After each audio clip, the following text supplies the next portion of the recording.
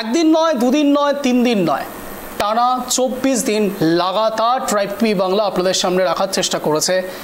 দাবি তুলে গেছে আপনাদের সঙ্গে এক সুরে সুর মিলিয়ে, we want justice, justice for RG Kar. কিন্তু এখনও পর্যন্ত জাস্টিস ফর আরজি করের তকমা দিলেও, দাবি তুললেও এখনও পর্যন্ত অধরা বিচার এখনও পাওয়া যায়নি। যদিও বা গতকাল প্যানেল ডিসকাশনে থাকা আমার প্যানেলিস্ট সরাসরি বলেছিলেন যে এত সহজে সব কিছু হয় না, ইমোশন দিয়ে সবটা হয় না, কিছু জায়গায় একটু রিয়েলিস্টিক হতে হয়। তার কারণ তদন্ত করতে সময় লাগে, এটা খুব সত্যি কথা। সিবিআই তদন্ত করছে, এটাও সত্যি কথা। 21 দিনের ডেডলাইন পূরণ হয়েছে, এটাও সত্যি কথা। কিন্তু লালবাজার অভিযানে আজ জুনিয়র ডক্টররা যে দাবি তুলছে, সিপির রিজাইন, অর্থাৎ বিনীত গোয়েলের সঙ্গে অন্তত একবার দেখা করতে দেওয়া, ডেপুটেশন জমা দেওয়া, করলেন কি তারা কি আদৌ তাদের যে দাবি সেই দাবি পূরণ করতে পারলেন, নাকি এখনও পর্যন্ত তারা ধর্নায় বসে রয়েছেন? ঠিক শুনছেন, আমার প্রশ্নের মধ্যেই উত্তর রয়েছে। এখনও তারা অবস্থান বিক্ষোভে সামিল হয়েছে। এখন ঠিক যেই সময় আমাদের শো শুরু হচ্ছে সন্ধ্যে 7টায়, সেই সময়তেও তারা অবস্থান বিক্ষোভে বসে রয়েছেন। দাবি তাদের একটাই, এতদিন ধরে যে জলঘোলা পরিস্থিতির সৃষ্টি হয়েছে, সিপি বা বিনীত গোয়েল তার দায় নিতে হবে তাকে, এবং তার সঙ্গে সঙ্গে তাদের দাবি অনুসারে সিপি বিনীত গোয়েলকে রিজাইন করতে হবে। কতটা জাস্টিফাইড বা জাস্টিফাইড নয় সেই প্রসঙ্গে আজ যাওয়ার সময় নয়।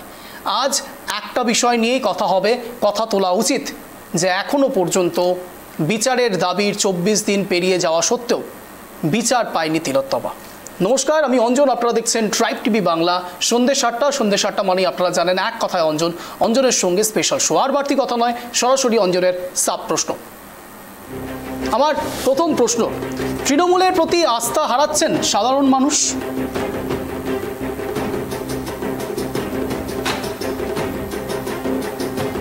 আমার দ্বিতীয় প্রশ্ন আপনাদের সামনে, প্রশাসনের ভূমিকা অনাস্থায় রূপান্তরিত হচ্ছে কি?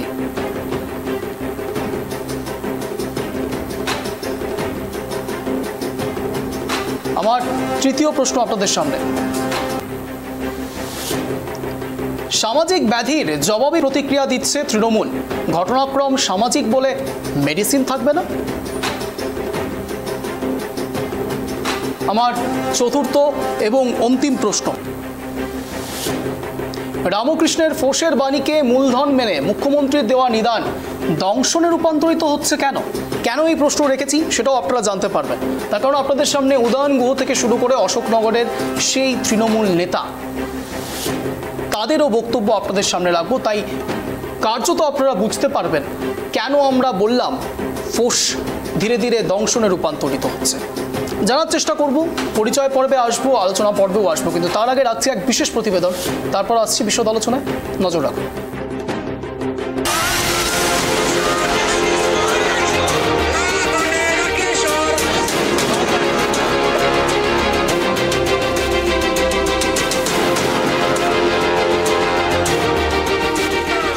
মেডিকেল কলেজ ও হাসপাতালে তরুণী চিকিৎসকের যে খুন ও ধর্ষণের ঘটনা ঘটেছে 8ই আগস্ট গভীর রাতে, সেই ঘটনার প্রতিবাদেই কিন্তু আজকে কলেজ স্কোয়ার থেকে লালবাজার অভিযানের ডাক দিয়েছিল West Bengal junior doctor front.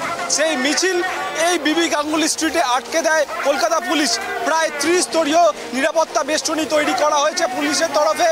প্রায় 10 ফুট উচ্চতার যে গার্ডরেল, সেই গার্ডরেল দিয়ে এই মিছিলকে আটকে দেওয়া হয়েছে।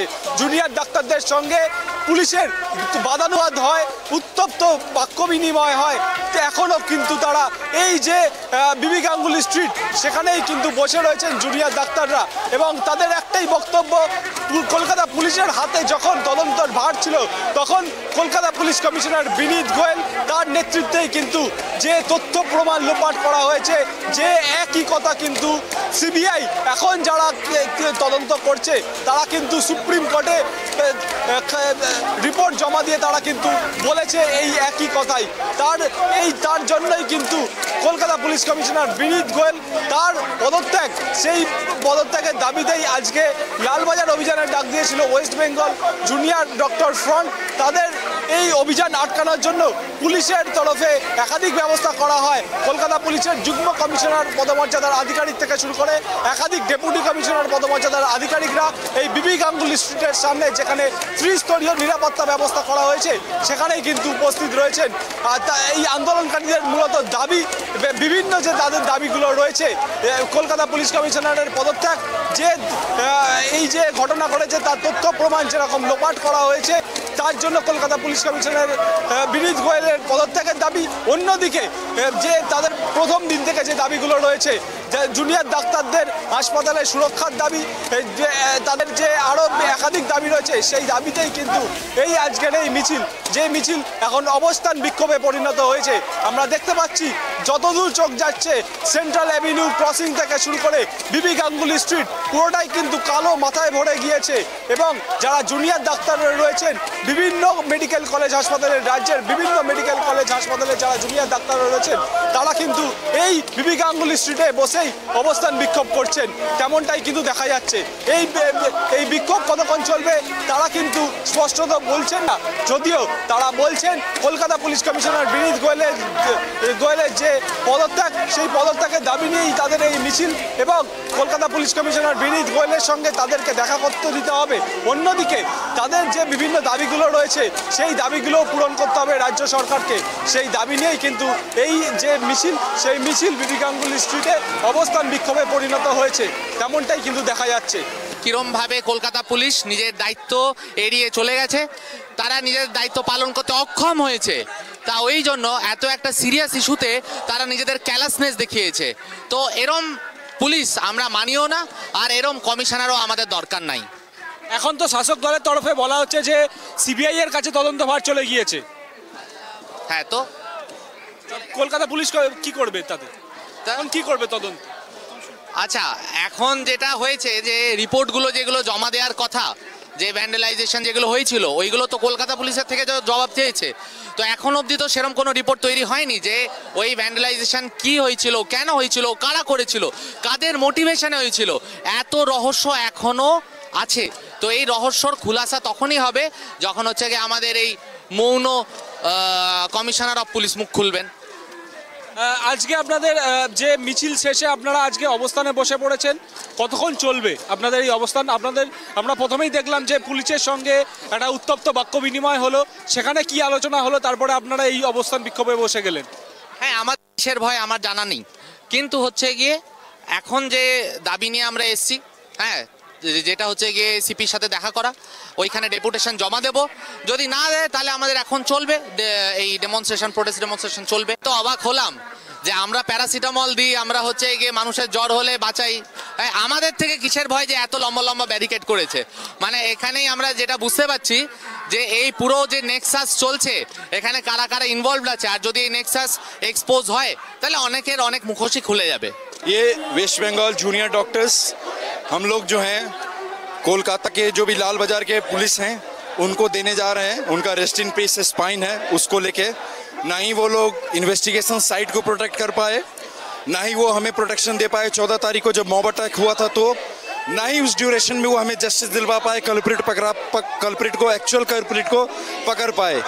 उनके ये जो हमारी मांगे थी ये तीनों चीज़ में फेल्योर हो गए हैं। इनकी कोई स्पाइन नहीं है। हम लोग सारे जो वेस्ट बंगाल के जूनियर डॉक्टर्स हैं, रेस्ट इन पीस स्पाइन हम उनको भेंट कर रहे हैं। कोर्ट सीबीआई के पास है, वो बात ठीक है, लेकिन क्या वो इन्वेस्टिगेशन साइट को प्रोटेक्ट कर पाए थे? क्या उस ड्यूरेशन जो बन रही थी, कंस्ट्रक्शन का काम स्टार्ट हुआ था, वो उनको पता नहीं था? एविडेंस टैंपरिंग के लिए उनको पता नहीं था? 14 तारीख को जब अटैक हुआ था तो क्या उस पर कार्रवाई हुई अच्छी? কেন সুপ্রিম কোর্ট নিজেই তো বলেছে যে এরকম অল্টার্ড স্টেটমেন্ট পুলিশের কাছ থেকে পাওয়া যাচ্ছে, which is highly suspicion of altered মানে আর কি এভিডেন্স। তো সুপ্রিম কোর্ট মহামান্য সুপ্রিম কোর্ট নিজেই বলে দিয়েছে। আমাদের পুলিশ কমিশনার যিনি একদম পুরোপুরি ব্যর্থ হয়েছেন এই পুরো অপরাধ চক্রের সাথে, তিনিও কোথাও না কোথাও প্রত্যক্ষ বা পরোক্ষভাবে জড়িত। প্রমাণ লোপাট করাও একটা সেম ক্রাইম। তো আমরা শান্তিপূর্ণভাবে আমাদের মিছিল নিয়ে দাবি দাওয়া রাখতে গেছি। এখানে কোনো পলিটিক্যাল কোনো রং নেই, একটাই রং আপনারা দেখতে পাচ্ছেন, তিরঙ্গা। আমরা দেশের মানুষ হিসাবেই প্রতিবাদে নেমেছি। ক্যামেরায় দেবরাজ দত্তের সঙ্গে অভ্রদীপ দাসের রিপোর্ট, ট্রাইব টিভি, কলকাতা। বাড়তি কথা নয়, সরাসরি পরিচয় পর্বে আসবো, আলোচনা পর্বে আসবো। এই মুহূর্তে যারা যারা আমাদের সঙ্গে জুড়ে রয়েছেন অনলাইনে তাদের সঙ্গে আলোচনা পর্বে আসবো। তার আগে পরিচয়। এই মুহূর্তে আমাদের সঙ্গে জুড়ে রয়েছেন কেতন জয়সওয়াল, কংগ্রেস সমর্থক। আমাদের সঙ্গে জুড়ে রয়েছেন অনিন্দ্য সিনহা রয়, তৃণমূল সমর্থক। আমাদের সঙ্গে জুড়ে রয়েছেন সুপ্রিয় ঘোষ, বিজেপি মুখপাত্র। আপনাদের তিনজনকে স্বাগত ট্রাইড টিভি বাংলা এক কথা অঞ্জনের শোতে। আমি সরাসরি প্রথমে প্রশ্ন রাখবো অনিন্দ্যবাবুর কাছে। অনিন্দ্যবাবু, তুমিও মানুষ, আমিও মানুষ, তফাৎ শুধু শিরদাঁড়ায়।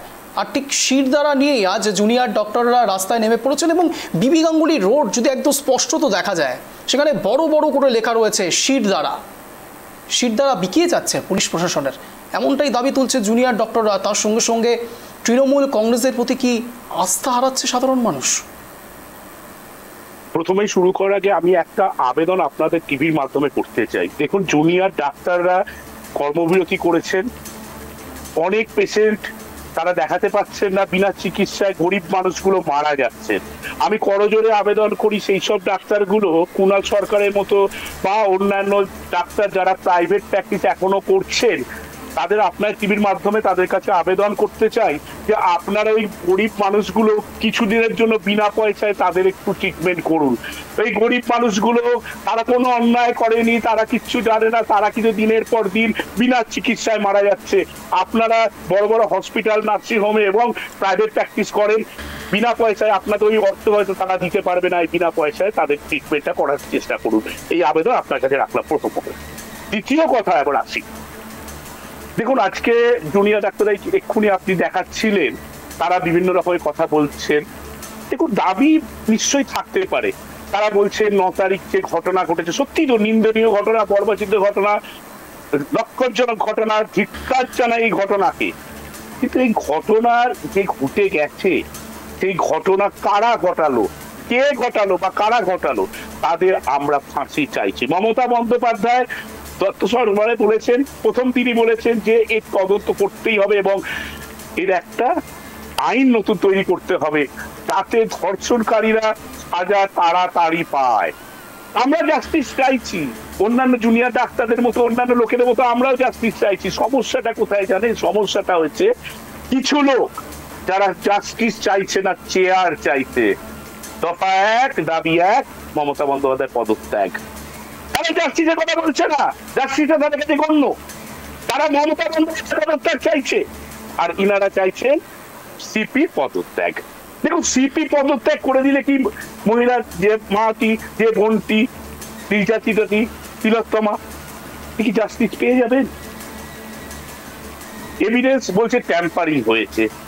আমি বিভিন্ন রকম মানে আমাদের সোশ্যাল মিডিয়াতে বিভিন্ন রকম কথা শুনছি, বিভিন্ন ফেক নিউজ শুনছি, বিভিন্ন মানে অডিও শুনছি। যেমন একটা অডিও কথা আপনাকে বলতে পারি, কিছুদিন আগে খুব হচ্ছিল, আমি সোমা বলছি বলে একটি মহিলা বিভিন্ন রকমের মানে রোম খারাপ করে দেওয়ার মতো কথা বলছেন। তারপরে যখন সোমাকে জানা গেল, পরে দেখা গেল ফেক ভিডিও। দরকার নেই এইসব ভিডিও করে মানুষকে উত্তেজিত করার। জাস্টিসটা চাই। ঘটনা ঘটেছিল, যদি ট্যাম্পারিং হয়ে থাকে, কে ট্যাম্পারিং করেছে, সিবিআই কে তার জবাবটা কিন্তু দিতে হবে। বলা হচ্ছে 3 দিন সুযোগ পেয়েছিলেন আমাদের রাজ্য পুলিশ বা কলকাতা পুলিশ। 3 দিনের মধ্যে 12 ঘন্টার মধ্যে একজনকে গ্রেফতার করেছিলেন। তারপর আমরা কোনো গ্রেফতার দেখলাম না। যাকে নিয়ে অনেক কথা উঠছে, সেই প্রিন্সিপাল, তাকে তো দেখলাম রোজ এবং আজকেও রোজ ডেলি প্যাসেঞ্জারি করছে, সকাল বিকেল। সকালে যাচ্ছেন সিবিআই দপ্তরে, আবার চলে আসছেন সন্ধ্যেবেলা। আমি তো ভাবলাম বোধহয় চাকরি পেয়েছেন। আবার ওয়ার্ক ফ্রম হোমও করেছেন রোববার দিয়ে। সিবিআই লোকেরা ওনার বাড়িতে গেছিলেন। করুন, তদন্ত করছেন, তদন্ত করুন, কিন্তু এই তদন্ত আর 5টা সিবিআই তদন্তের মতো দীর্ঘায়িত আমরা চাই না। আমরা চাই, বেশ অনিন্দ্যবাবু, কথা শোনার চেষ্টা করুন। আমরা চাই সারা ভারতবর্ষে এই যে রোগ, এই ধর্ষণ, সারা ভারতবর্ষে যে বদলাপুর হোক আর পশ্চিমবঙ্গ বন্ধ হওয়া দরকার। এবং বন্ধ তখনই হতে পারে যদি এই ধর্ষণকারীদের কঠিন থেকে কঠিনতম সাজা হয়। আমরা সেটা চাই। অনেকে চায় চেয়ার, ঘোলা জলে মাছ ধরতে চাইছে, আপত্তি সেখানেই। বেশ অনিন্দ্যবাবু, আমি সব বোঝার চেষ্টা করলাম। সন্দীপ ঘোষকে নিশ্চয়ই আপনিও চেনেন তো অনিন্দ্যবাবু? আমি নাম এখানে চিনি না। আচ্ছা বেশ, এখানে আইনজীবীও বসে রয়েছেন, সুপ্রিয়বাবু রয়েছেন। যদি আমার ভুল হয় সুপ্রিয়বাবু একটু ধরিয়ে দেবেন। আর্টিকেল 72 অনুসারে কোনো রেপ ভিকটিমের নাম নেওয়া চলে না।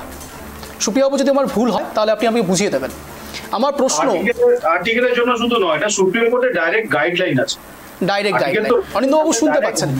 তখন তো সিবিআই হেফাজতে নেয়নি, সিপিআই তো কোনো রকম ইন্টারোগেশনও করেনি। আমার প্রশ্ন, পুলিশ যখন শুনতে পেল সন্দীপ ঘোষ অন এয়ারে একেবারে সংবাদ মাধ্যমের সামনে নবার ভিকটিমের নাম নিচ্ছেন, অডিও আসছে না, অডিও যাচ্ছে না, অফিসারকে বলবো করার জন্য। শোনা যাচ্ছে অনিন্দ্যবাবু? হ্যাঁ, একটু শুনতে পেলাম। আমি আপনাকে বলেছি এবার না, আমার প্রশ্নটা একটু শুনে নিন প্লিজ অনিন্দ্যবাবু, প্রশ্নটা শেষ হয়নি। নবার সংবাদ মাধ্যমের সামনে আবার চলে গেল, বক্তব্য রাখতে গিয়ে অডিও চলে গেল। বলে যাও, উত্তর দিয়ে যাও। প্রশ্ন হচ্ছে নবার যিনি নামটা বললেন, তারপরে আপনাদের পুলিশ প্রশাসন কি করলেন অনিন্দ্যবাবু? আমি কোনো প্রশ্নই আমি শুনতে পেলাম না, জানি না বাকিরা শুনতে পেয়েছেন কিনা। তবে আপনাকে এটা বলি যে প্রশ্ন আপনি করছেন ঠিকই তো, যে বন্তি নির্যাতিতা বন্তির নাম নেওয়া উচিত হয়, যে অন্যায় হয়েছে, নিঃসন্দেহে অন্যায় হয়েছে। করে যাচ্ছে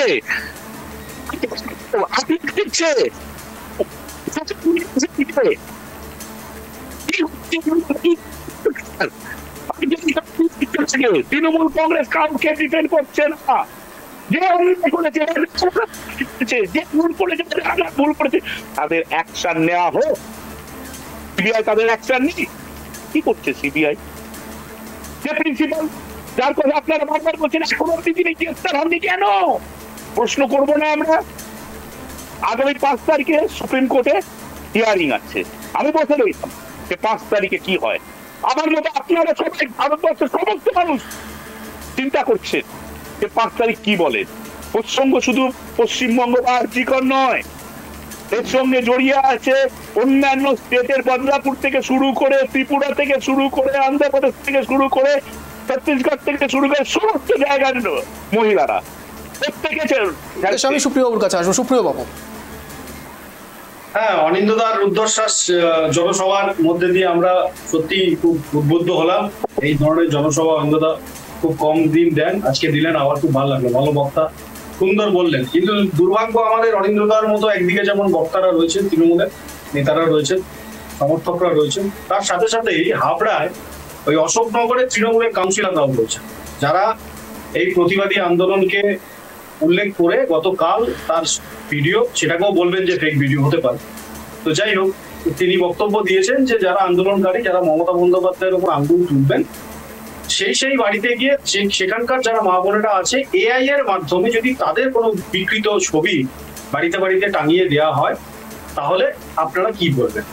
একদিকে যেমন অনিন্দ্যদার মতো সুন্দর ভদ্র মানুষেরা তৃণমূলের সমর্থক হয়ে রয়েছেন, আবার আরেকদিকে উদয়নপুরের মতো মানুষেরাও রয়েছেন, যেখানে প্রকাশ্য মঞ্চে দাঁড়িয়ে 14 তারিখের যে রাজ্জাঙ্গ অনুষ্ঠান, যে কর্মসূচি, সেই কর্মসূচির পরে তিনি প্রকাশ্য মঞ্চে দাঁড়িয়ে এটা বললেন যে এই যে রাজ্জাঙ্গ কর্মসূচি চলছে, এটার পরে যদি আপনার বাড়ির বরেরা বা বাড়ির স্বামীরা আপনাকে ধরে পেটান, তাহলে উদয়নপুরকে কিন্তু বলতে আসবেন।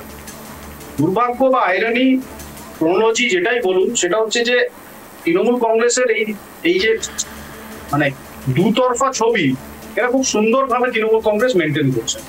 প্রথম কথা হচ্ছে, এখানে অনেকগুলো কথা অনিন্দ্যদা বললেন, সব কথার সাথে আমি দ্বিমত পোষণ করি না, কিছু কথা ওনার সঠিক, যে সর্বস্তরে এই ধরনের কুকাজকে, বিকৃত মানসিক চিন্তাধারার মানুষ যারা এগুলো করে বেড়াচ্ছে, তাদেরকে কঠোর থেকে কঠোরতম সাজা আনতে হবে, দিতে হবে, এবং কেন্দ্র সরকার হোক, রাজ্য সরকার হোক, তাদেরকে কড়া পদক্ষেপ এবং আইন আনতে হবে, এর সাথে আমি একমত।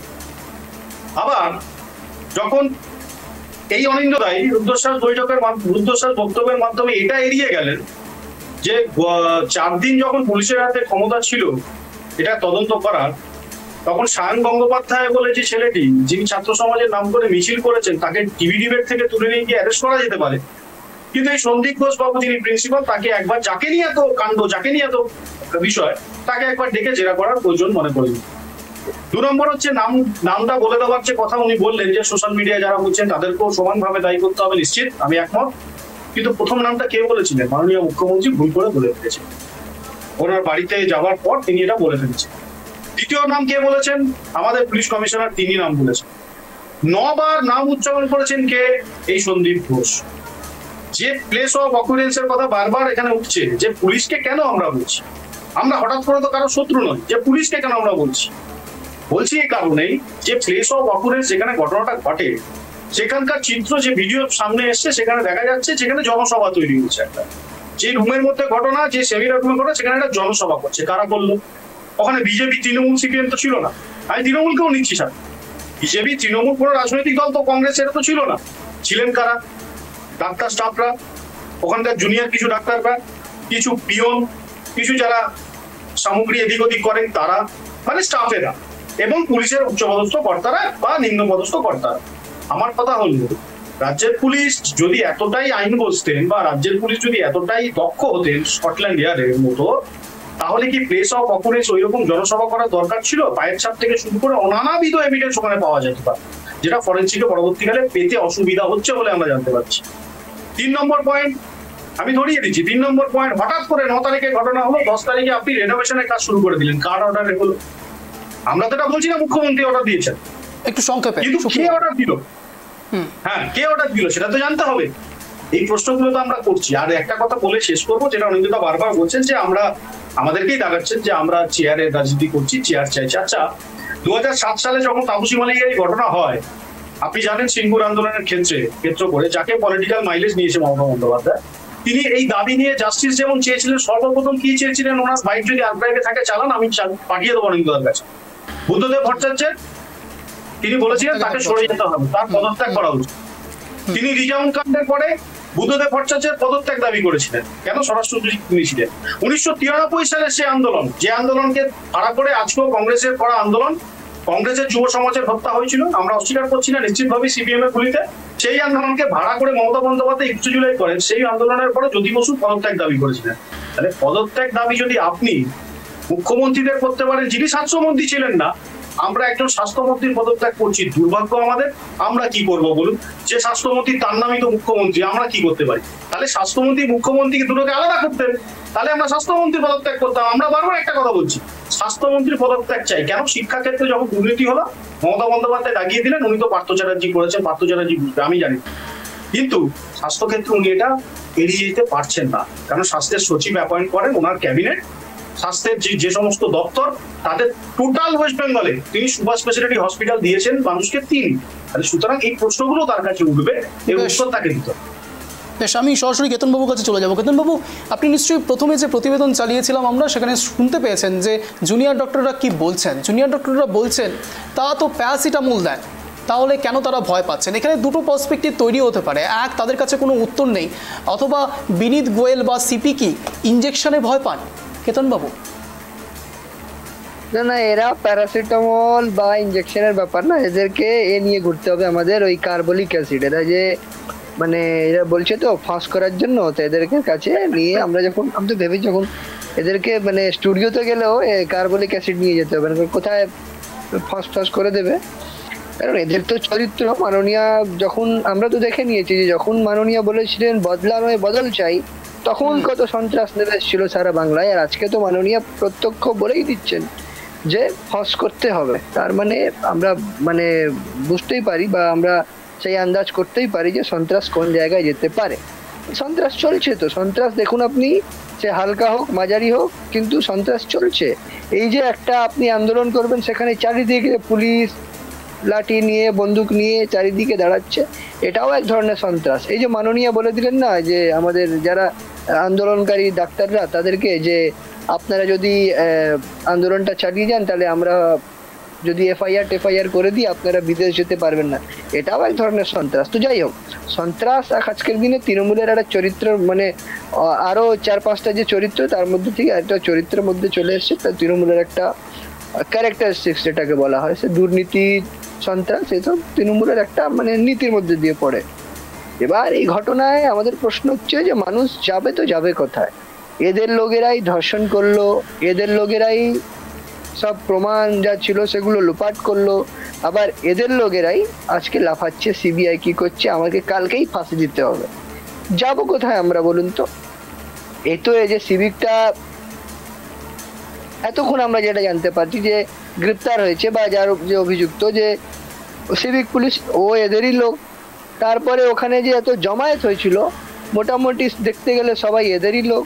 তারপরে এটা উল্লেখযোগ্য একটা বিষয় বলি, যেটা হচ্ছে যে আমাদের মাননীয় বলেছিলেন ঠিক তখন রোববার দিন দেখিয়ে, যে রোববারের মধ্যে কিন্তু পুলিশকে বলেছিল, যদিও এরকম যে অর্ডারস হয় সেগুলো কিন্তু মানে এবং পাবলিক হয় না, পাবলিক যখন হয় তখন বুঝে যাবেন ওটা লোক দেখানোর অর্ডার। যাই হোক, তো বলেছিলেন যে রোববারের মধ্যে যদি পুলিশ কিনারা না করতে পারে তাহলে কিন্তু আমি সিবিআইকে দিয়ে দিব।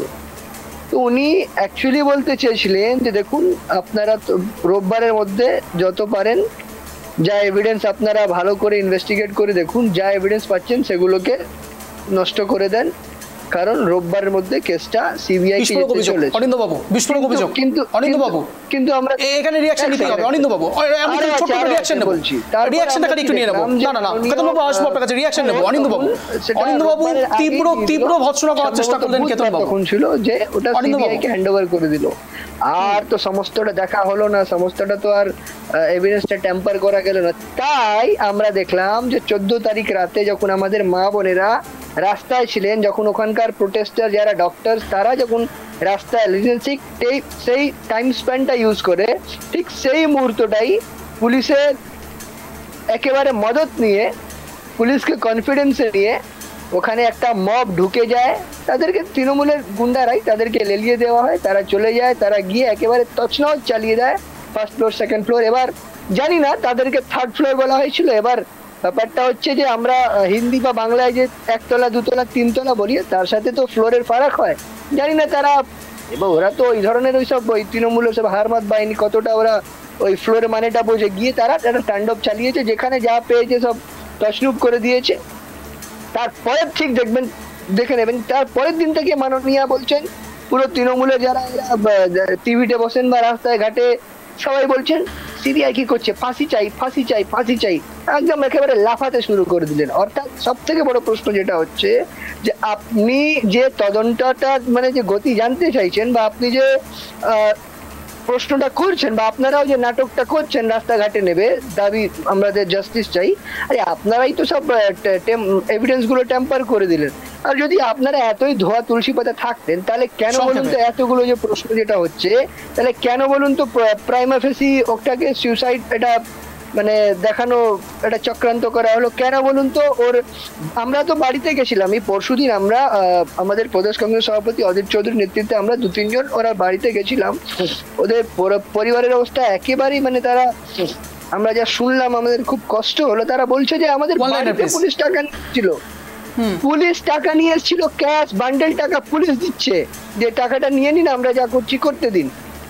তো এই ধরনের কেতন বাবু আপনি যে অভিযোগটা করছেন, কেতন বাবু আপনি যে অভিযোগটা করছেন, আমি একটা কথা বলি, অনিন্দ বাবু আসবো আপনার কাছে। কেতন বাবু আপনি যে অভিযোগটা করছেন সেই অভিযোগ আপনার কাছে ভিত্তি আছে, প্রমাণ আছে আপনার কাছে? এই কথাগুলো বলেছেন, কিভাবে কথাগুলো বললো আমি খুব অবাক লাগছিল। উনি মমতা বন্দ্যোপাধ্যায় অনিন্দ বাবু আপনার কাছে আসবো, আমি খালি কেতন বাবুর থেকে একটু উত্তরটা নিয়ে নেবো। আসবো অনিন্দ বাবু আপনার কাছে। কেতন বাবু আপনি যে বক্তব্যটা রাখলেন ট্রাইব টিভি বাংলায়, সত্যতা নেই। হ্যালো, শোনা যাচ্ছে?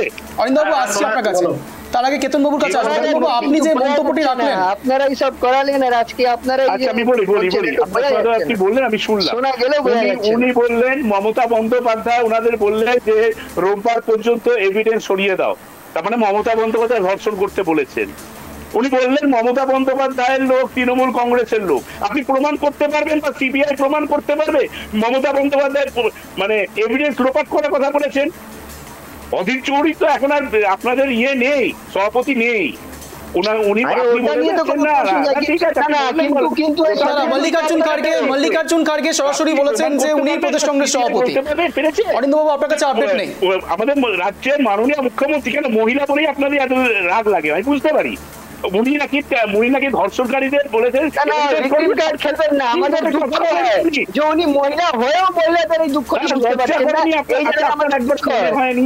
আপনার একবার মনে হয় না যে এইরকম একটা রাজ্যের সম্মানীয় মুখ্যমন্ত্রীকে এরকম একটা দাগিয়ে দেওয়া, নোংরা কথা বলে দেওয়া, এটা সিবিআই কেন কেউ বলছে না?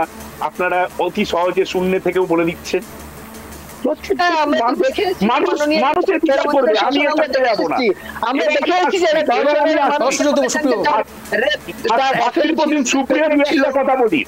আমি ভাতৃপ্রতিম সুপ্রিয় একটা কথা বলি।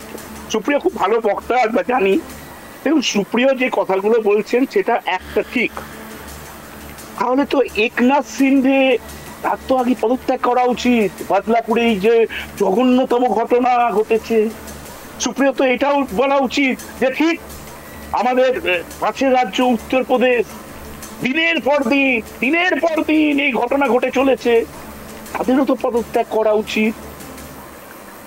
সুপ্রিয় তো এটাও মণিপুর থেকে রিঅ্যাকশন নেব। সুপ্রিয় কিছু বলতে চাইছিলেন, যেখানে সরকারের সাথে তো বলছি।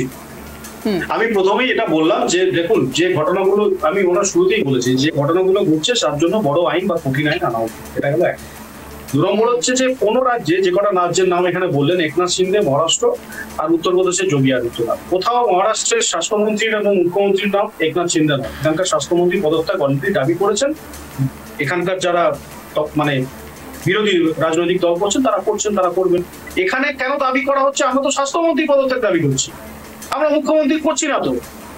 আমরা বারবার বলছি স্বাস্থ্য দপ্তরে এত বড় দুর্নীতি শুধু আজকে খুন বা ধর্ষণের বিষয় নয়।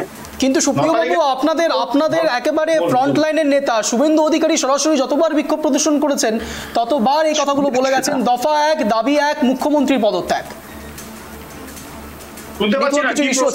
নেটওয়ার্ক কিছু ইস্যু হচ্ছে, দ্রুত একটু পরে ফিরে আসছি। আপনারা দেখতে থাকুন ট্রাইব টিভি বাংলা, এক কথায় অঞ্চল।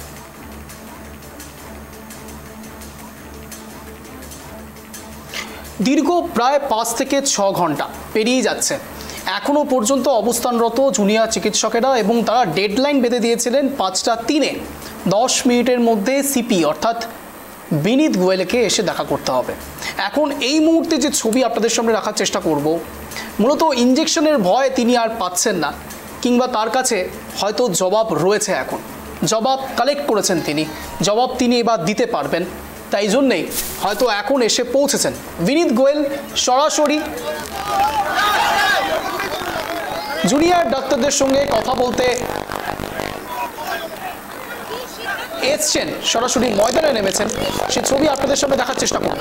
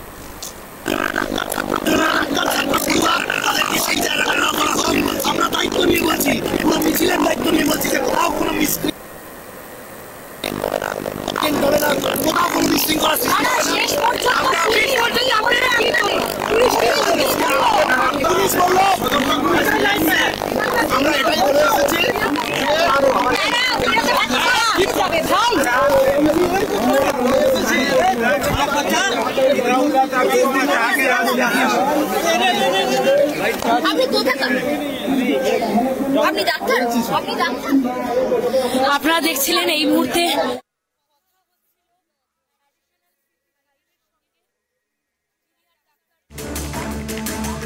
জিরোর ছবি আপনাদের সামনে রাখছি। ইতিমধ্যে জুনিয়র ডাক্তারদের সঙ্গে পুলিশ কর্তা এসে দেখা করেছেন, তাদের মধ্যে কথোপকথন চলছে। যদিও বা ক্ষমাপ্রার্থী, স্টুডিওয়ে বসে থেকে এখনও পর্যন্ত যে খবরের লাস্ট আপডেট রয়েছে, বিনীত গোয়েল এখনও আসেননি, তার রিপ্রেজেন্টেটিভ এসছেন। তাই কথাগুলোকে একটু উইথড্র করে নিতে হচ্ছে। ইঞ্জেকশনের ভয় বোধহয় এখনও রয়েছে, কিংবা কোনো কারণে হয়তো এখনও সাজিয়ে গুছিয়ে অ্যান্সার নেই তার কাছে, বা থাকলেও পুলিশ কর্তাকে পাঠিয়েছেন, সরাসরি তার গরিমা বজিয়ে রাখছেন। তিনি সিপি, তিনি বিনীত গোয়েল। সরাসরি গ্রাউন্ড জিরোর খবর আপনাদের সামনে রাখছি। আপনারা দেখছিলেন, ইতিমধ্যে আমাদের সঙ্গে দুজনেই জুড়ে আছেন। সুপ্রিয়বাবু, বলার সুযোগ দেবো, তার সঙ্গে শুধু একটি প্রশ্ন সংযোজন করব। বিরতির আগে আপনি বলেছিলেন যে দফা 1 দাবি 1 স্বাস্থ্যমন্ত্রীর পদত্যাগের কথা আপনারা বলছেন, কিন্তু স্লোগান মিলিয়ে যদি ভালোভাবে অবজার্ভ করা যায় তাহলে দেখা যাবে সেখানে বারবার বিজেপির পক্ষ থেকে বলা হয়েছে দফা 1 দাবি 1 মুখ্যমন্ত্রীর পদত্যাগ। স্লোগানে মিলে গেছে 6 লাভ। আপনারা স্বাস্থ্যমন্ত্রীর কথা বলছিলেন না সেদিন। স্বাস্থ্যমন্ত্রী, আমি তো বারবার বললাম এটা, যে স্বাস্থ্যমন্ত্রী যদি একই ব্যক্তি হন, তিনি যদি মুখ্যমন্ত্রী চেয়ারে বসে থাকেন, তাহলে টপ যে কোনো জিনিসের টার্গেট তো টপই হবে, টপকেই তো আমরা করবো। আর মুখ্যমন্ত্রী কেন করছি, এরও একটা যুক্তি আছে। প্রশাসনিক প্রধানটা কে? প্রশাসনিক প্রধান তো মুখ্যমন্ত্রী হন, স্বরাষ্ট্রমন্ত্রীর পরে আমি যতদূর জানি, পড়াশোনা করে যেটুকু শিখেছি, প্রশাসনিক প্রধান আমাদের স্টেট অফ ওয়েস্ট বেঙ্গলের মাননীয় মুখ্যমন্ত্রী মমতা বন্দ্যোপাধ্যায়। এবং এই যে তুমি যে ফুটেজ গুলো দেখাচ্ছ, আজকে ডাক্তার থেকে শুরু করে জুনিয়র, সিনিয়র, বয়স্ক, বাচ্চা, বুড়ো, যারা আমরা সকলে আছি, অরিন্দদা হয়তো রাস্তায় নেমেছে, তাহলে অরিন্দদা কার দাবিতে নেমেছে? জাস্টিসের দাবিতে। জাস্টিস দেওয়ার কাজটা কার? শুধু কোর্টের? শুধু সিবিআই এর? রাজ্য সরকারকে 2-3বার মানে সংখ্যাগরিষ্ঠ মেজরিটি দিয়ে এই রাজ্যে যারা প্রতিবাদ করছে তাদের মধ্যে আমি তোমায় বলবো 80% মানুষ মমতা বন্দ্যোপাধ্যায়কে ভোট দিয়েছিলেন। কেন? এবং বিশেষ করে মহিলারা। কেন? বাংলা তার নিজের মেয়েকে চায়। তাহলে তিলোত্তমা কি বাংলার মেয়ে নয়? তিলোত্তমার জন্য কি আলাদা নিয়ম? আনন্দপুরে যে ঘটনাটা ঘটলো, সে কি আমাদের বাংলার মেয়ে নয়? কামদুনির যে মেয়েটার সাথে ঘটনা করেছিল, সেটা কি আমাদের মেয়ে নয়? শুধু তিনি যে আন্দোলন করবেন, তাপসী মালী হত্যাকাণ্ড, নন্দীগ্রাম, নিতাই থেকে শুরু করে যা যা করেছেন, সেগুলো হচ্ছে প্রতিবাদী আন্দোলন। আর আজকে যারা বর্তমানে মানুষ যারা তার প্রতিবাদে নামছেন, সেখানে রাজনৈতিক ভাবে কথা ছেড়ে দাও, প্রশাসনিক ভাবে হিসাবে তুমি যদি দেখো যে ঘটনাগুলো তুমি দেখাচ্ছ, এবং এই যে ইঞ্জেকশনের বা প্যারাসিটামলের কথা বলছো, প্রশাসনটা পুরো ভেঙে গেছে, প্রশাসনের কাঠামো ভেঙে গেছে। আজকে নিচুতলার পুলিশ কর্তাদেরকে আমরা অভিযুক্ত করছি না, কারণ নিচুতলার পুলিশ কর্মীদের বক্তব্য সেটাই হয় যেটা ওপরতলার মানুষরা তারা ঠিক করে দেয়। সেই জায়গায় দাঁড়িয়ে যদি ওপরতলায় মানুষ, যিনি সিপি অফ ওয়েস্ট মানে কলকাতা, তিনি যদি তার বয়ানকে একবার এই একবার ওই, এবং যিনি ডিসি সেন্ট্রাল নাকি সে মহিলা, একজন ভদ্র মহিলা, তিনি তার বক্তব্যকে পুরোপুরি এই মেয়েটির বাবা মা খণ্ডন করেছেন, বলছে রীতিমতো মিথ্যা কথা বলছেন উনি। এ তো কোনো সোশ্যাল নেটওয়ার্ক সাইটে বলেন, এটা আমরা বলছি না, অনেকটাও শুনে থাকি। টিভির পর্দায় প্রকাশ্যে তার বাবা মা বলেছেন ডিসি সেন্ট্রাল মিথ্যাচার করছে। তাহলে আমি ছেড়ে দাও পলিটিক্সের কথা, বিজেপি, তৃণমূল, সিপিএম ছেড়ে দাও। আমার কথা হচ্ছে, আমরা প্রশ্ন করতে পারি তো সরকারের কাছে, যে সরকার এতদিন থেকে চলা একটা অরাজকতা প্রত্যেকটা হসপিটালে চলছে, সেটা আজকে আর্জিকর হয়েছে বলে আর্জিকর সামনে এসছে। তাহলে এর প্রতিবাদ বিরোধীরা করবে না? তাহলে আমাদেরকে 2,38,00,000 মানুষ ভোট দিয়ে কি করতে বসিয়েছে? আঙ্গুল চোটার জন্য? অরিন্দবাবু না, সুপ্রিয় যে কথা বলেছে তার কোন অংশ আমি না বলছি না। ব্যাপারটা নিঃসন্দেহে প্রশাসনের কিছু ভুল ত্রুটি প্রথমে হয়েছিল, যেটা সত্যি কথা। সেই ভুল ত্রুটি কি হয়েছে, কে কি করেছে, সেই তদন্ত কিন্তু সিবিআই করছে। আপনাকে বুঝতে হবে, কোর্টের অবজারভেশনের তদন্ত সিবিআই করছে। আজকে প্রশাসনের ভুল ছিল নিঃসন্দেহে, আমি তো বলছি ডাক্তার হোক কি পুলিশের হোক। শোনা যাচ্ছে ডিসি সেন্ট্রালের যে কথা বলেছেন সেটার সঙ্গে নাকি ওনার বাবা মা যে কথা বলেছে তার কোনো মিল নেই। তাহলে কে ঠিক? কে লাল চাদর কি নীল চাদর কি সবুজ চাদর আমি জানি না, কিন্তু অদ্ভুত ভাবে দেখলাম যারা মহিলাদের জন্য আন্দোলন করছেন তারা ডিসি সেন্ট্রাল ওই ইন্দ্রাণী দেবী ধর্ষণের কথা বলছেন, উনাকে নাকি ধর্ষণ করা হবে, এবং থানায় তার কমপ্লেন লঞ্চ হয়েছে। আমি বলি আমি দুজনকে বলার সুযোগ দেবো। আমি একটা ছোট্ট ডিসক্লেমার দেবো। ট্রাইব টিভি বাংলা থেকে সমস্ত দর্শকদের বলা হচ্ছে, মাথায় রাখবেন, আপনারাও নিশ্চয়ই মহাভারত দেখেছেন, মহাভারত শুনেছেন, সেখানে স্পষ্ট ভাষায় বলা হয় অন্যায় যে করে, অন্যায় যে সয়, দুজনেই সমান দোষী। এবং ঠিক সে জায়গাতেই যারা ধর্ষণকে রুখতে আরেকজনকে ধর্ষণের থ্রেট করেন সরাসরি সোশ্যাল মিডিয়ায় কিংবা ওপেন ফ্রন্টে, মাথায় রাখবেন তারাও সম পরিমাণ দোষী, এবং তাদের এগেনস্টেও সংবাদ মাধ্যম কথা তুলে যাবে। সুপ্রিয় বাবু, জাস্টিস চাই আমরা, কিন্তু সেটা শান্তিপূর্ণ যেন বসবাস করি। কথা তো অরিন্দদা ঠিকই বলছে। বিষয়টা হচ্ছে যে আমি নিজে ব্যক্তিগত স্তরে ছাত্র রাজনীতি করে বড় করে ওঠা, এবং আমি ব্যারাকপুর প্রতিবাদ করাতে জেনারেল সেক্রেটারি দায়িত্ব সামলেছি, সুতরাং ছাত্র রাজনীতি কি হয় তো আমি খুব ভালো জানি। প্রথম কথা হচ্ছে যে উনি যে রেফারেন্সটা টানছেন যে একজন পুলিশ কর্তার চোখ নষ্ট হয়েছে, মাথা ফেটেছে, এবং তার আগে একটি ঘটনা একজন মহিলা পুলিশ অফিসার, আমি যতদূর জানি সম্ভবত হচ্ছে আগরপাড়া মহারাটি, যেখানে তোমার চোখটা তার জন্য বেদনাদায়ক ঘটনা, এটা না হওয়াটাই জরুরি ছিল। কিন্তু রেফারেন্স যেহেতু টানা হলো, আমি 1993 সালের একটা রেফারেন্স আপনাদের দিই। আমি তথ্য রাখতে খুব ভালোবাসি, তো না জেনে কথা বলি। 1993 সালের 21শে জুলাই যে আন্দোলনটা হয়েছিল, সেই আন্দোলনটার নামটা হচ্ছিল গরিলা আন্দোলন। গরিলা আন্দোলন কোথায় ব্যবহৃত হয় আমরা জানি, এবং সেই গরিলা আন্দোলনে তৃণমূলের আজকের যিনি মুখ্যমন্ত্রী, তিনি অবিশ্বাস্য লড়াই করেছিলেন।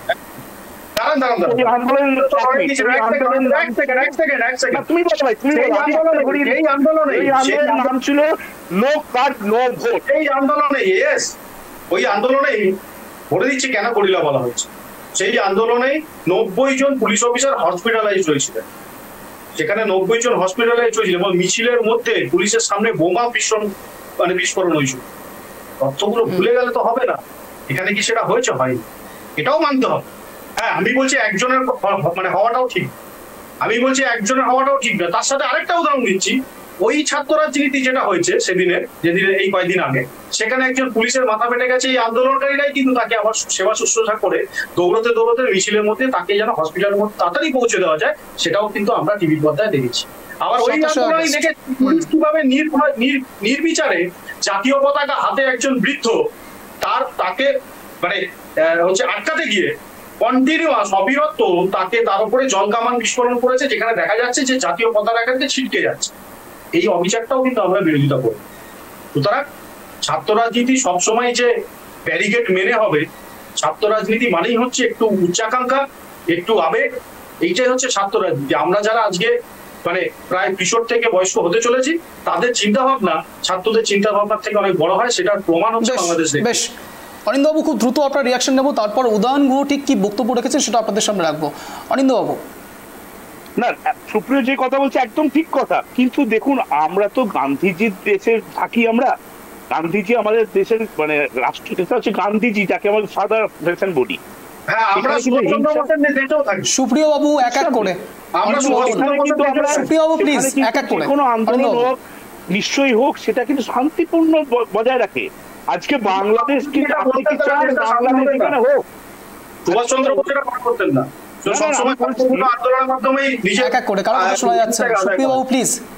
আমি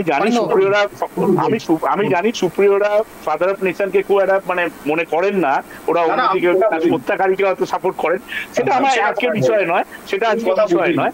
কিন্তু ব্যাপারটা হচ্ছে কি, আন্দোলন হোক, এই আন্দোলন যেমন কলকাতাতে হচ্ছে, এই আন্দোলনে উন্নাওতে হোক, এই আন্দোলন পর্যায়পুরে হোক, এই আন্দোলন সর্বত্র যেখানে অন্যায় দেখবো সেখানে আন্দোলন হোক, কিন্তু শান্তিপূর্ণ হোক, শান্তিপূর্ণ হোক, মারামারি এটা না হয়। এই কথাটা 27 দিন ধরে জাতীয় সড়ক অবরুদ্ধ করার সময় তৃণমূলের মনে ছিল না গো? 2007 সালে আমরা যখন 2011 সালে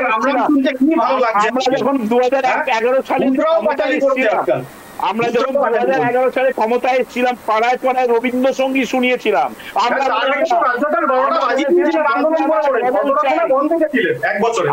আমরা বদলা চাই। তাপসী মালী হত্যাকাণ্ডের পর কটা বন্ধ দেখেছিলেন বলে দেবো? বলে দিচ্ছি। আর আমার পশ্চিমবঙ্গের মানুষ বন্ধ শব্দটা ভুলে গেছে, কারণ এখানে সুশাসন চলে। মহিলারা আজকে যে আপনারা বলছেন না, মহিলারা কিন্তু আপনি যখন ঘুমিয়ে থাকি, অনেক মহিলা তারা কিন্তু নির্বিঘ্নে কাজ থেকে বাড়ি ফেরে, অস্বীকার করার জায়গা না। ঘটেছে,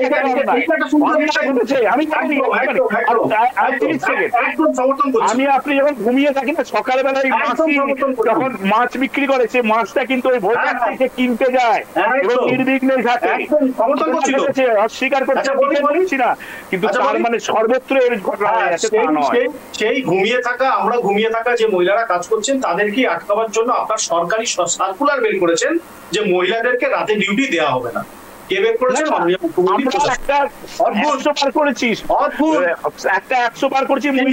বিপদে পড়ে সহযোগিতা পেতে পারে, এবং আপনি নোটিশ করে রাখবেন, আজকে যদি যে কোনো পাবলিক গাড়িতে যদি আপনি চলেন, সার্কুলার বেরিয়ে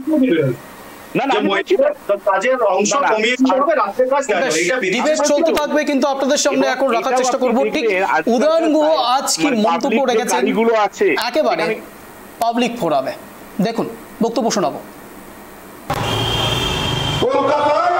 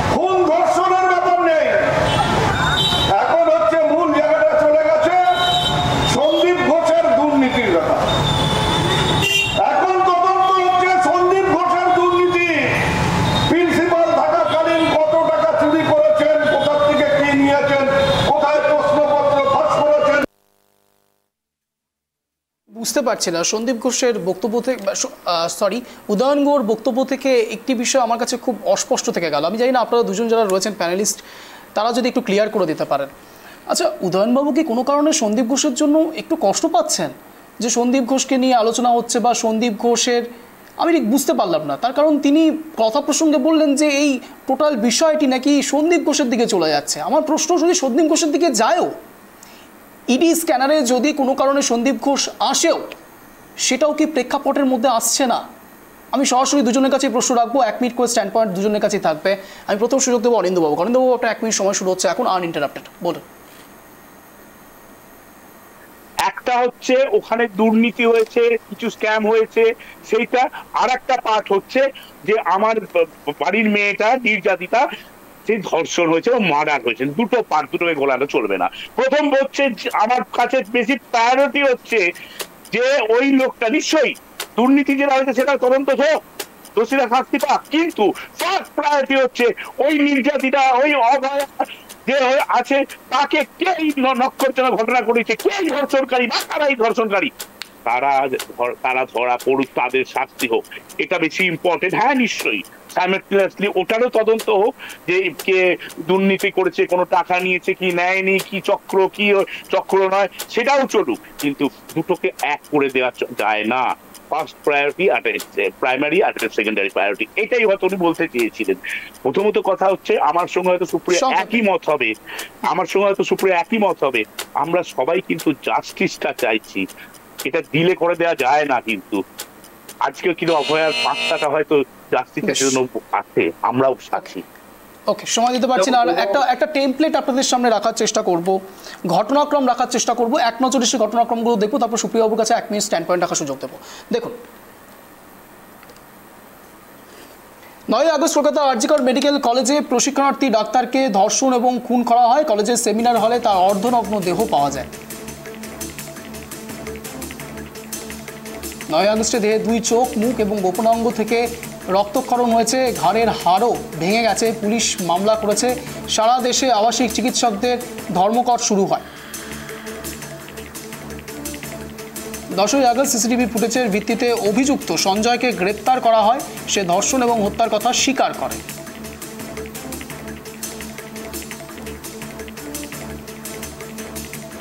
এই ঘটনাক্রম আপনাদের জানা রয়েছে।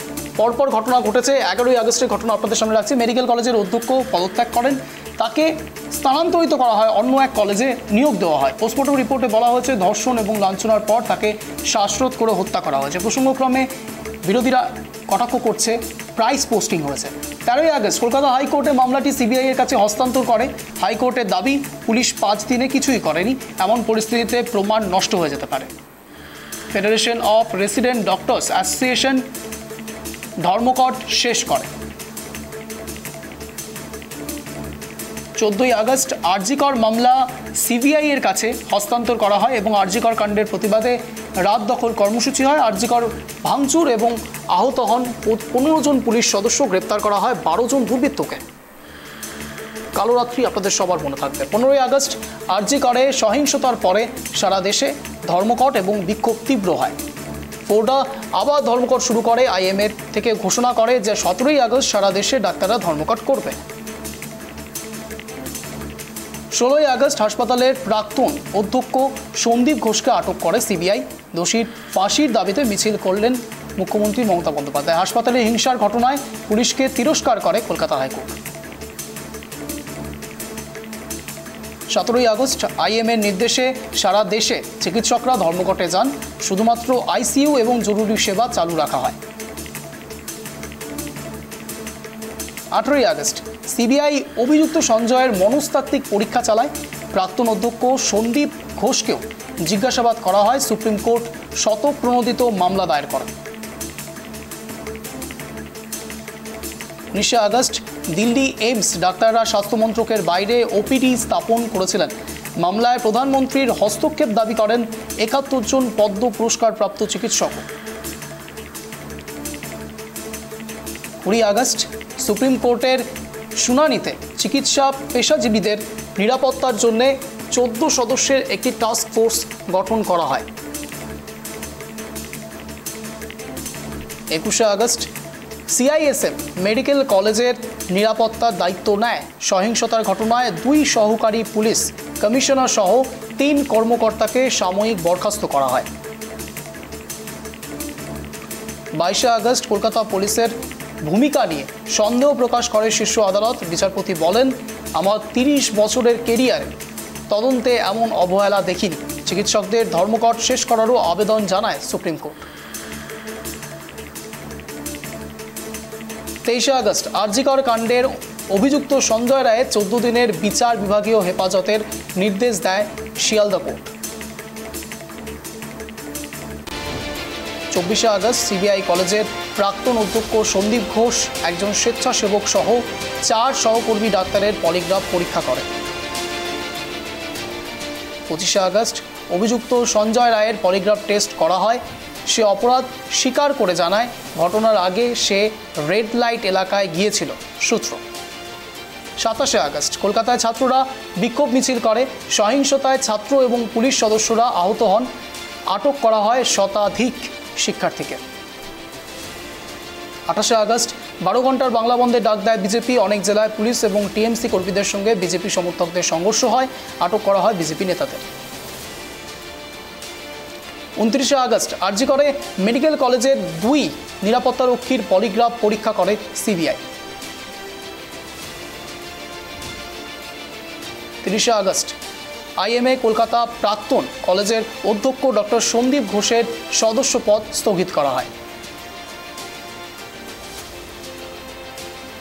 এরপর মাঝে 2 দিন পেরিয়ে গিয়ে আজ 2রা সেপ্টেম্বর পুলিশ কমিশনারের পদত্যাগের দাবিতে লালবাজার অভিযানে জুনিয়র ডাক্তাররা এবং এখনও পর্যন্ত সিপি সামনে এসে দাঁড়ায়নি। আমি সরাসরি চলে যাব সুপ্রিয়বাবুর কাছে। সুপ্রিয়বাবু, আপনার 1 মিনিট সময় শুরু হচ্ছে এখন।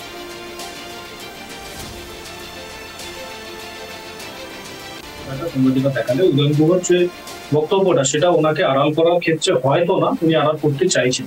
আর এই যে দুটো বিষয় ভাগ করে দিচ্ছেন না, যে দুটো বিষয় ভাগ করে দেওয়া হলো, দুটো আলাদা আলাদা বিষয়, একটা ধর্ষণ একটা দুর্নীতি, আমি বলবো দুটো বিষয় আলাদা না, দুটো বিষয় এক। তার কেন্দ্রবিন্দুতে রয়েছেন সন্দীপ ঘোষ। তার কারণ হলো এটা আমরা জানতে পারছি যে কেন এই মেয়েটির ওপরে এত বেশি হিংস্রতা নেমে এলো। তার কারণ এটাও তো হতে পারে যে দুর্নীতি যেভাবে চক্রখানে তৈরি হয়েছে সেই বিষয়ে তিনি জানতে পেরেছেন, কে জান, এবং তাকে মুখ বন্ধ করে দেওয়ার জন্য তার বিষয়টাকে জেনে নেওয়ার ফলে তাকে মুখ বন্ধ দেওয়ার যে চেষ্টা বা চিন্তা ভাবনা সেটা অনেকদিন ধরেই এটা চলছিল।